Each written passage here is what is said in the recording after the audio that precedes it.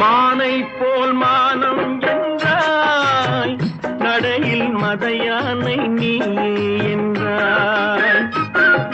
வேங்கை போல் வீரம் என்றாய், அறிவில் உயர்வாக சொல்லிக் கொண்டாய். மதுவால் விலங்கினும் கீழாய் நின்றாய். தைரியமாகச் சொல், நீ மனிதன் தானா? மனிதன் தானா?